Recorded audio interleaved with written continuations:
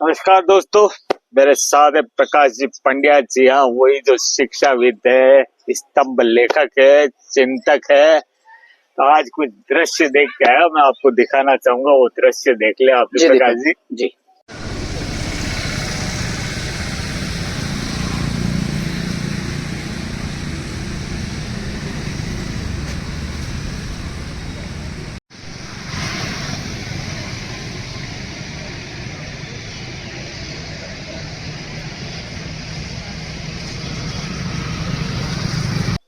तो ये दृश्य देख के लगता है कि जैसे नेकी की दीवार। जी जी। और तो ज्यादा तो क्योंकि ये लोग चाह में किसकी आए हैं, क्या है जी। और क्या व्यवस्था है इनकी।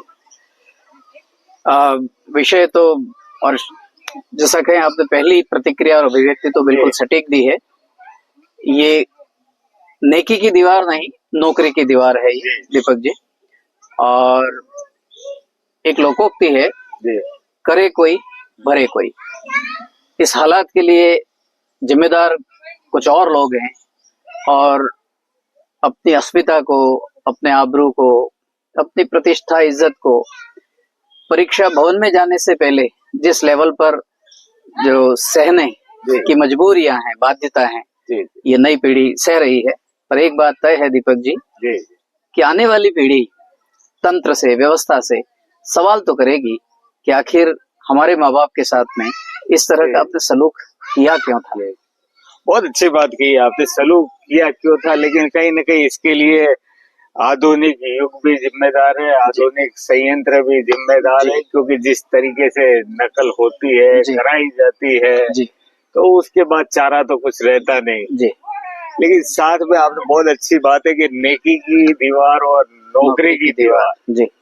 तो मुझे बड़ा वो होता है ना कि जब हम लोग देखते हैं कि पहले जो परीक्षाएं हुई थी, उन परीक्षाओं में जो कुछ हुआ, पेपर लीक हो गया, बड़ा लंबा सारा चला था जी। तो ये जो नौकरी में भी नेकी का ही काम, मेरे ख्याल से वस्त्र एहसास करा रहे होंगे, ये मजबूरी उनकी।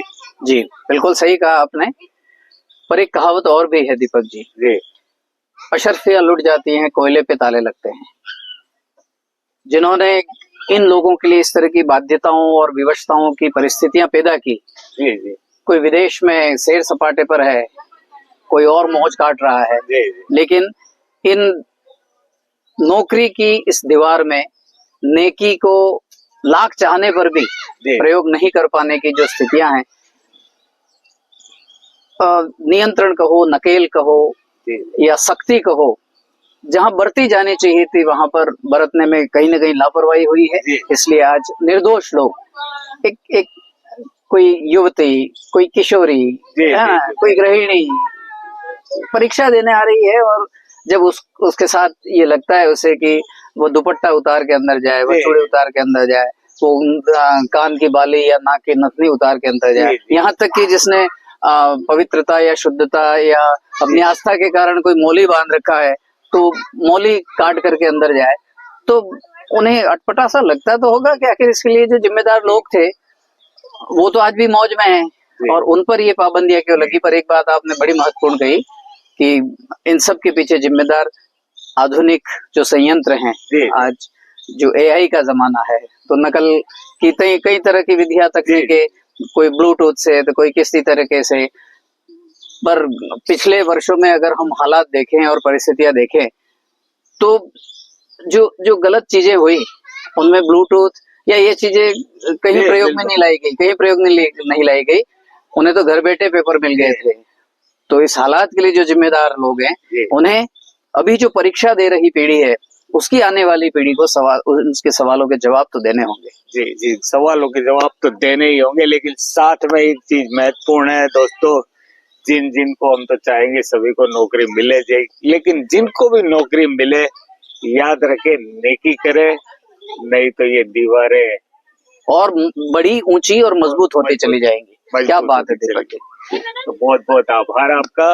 और दोस्तों, एक बार फिर नेकी की दीवार हर कार्य क्षेत्र में आप खड़ी करें, ताकि ये व्यवस्था आने वाली पीढ़ियों को, आप और हम जो देखे जाने वाले हैं, वो प्रतीक हो अच्छाई का, जिसको कहते हैं प्रकाश का प्रतीक हुआ। धन्यवाद।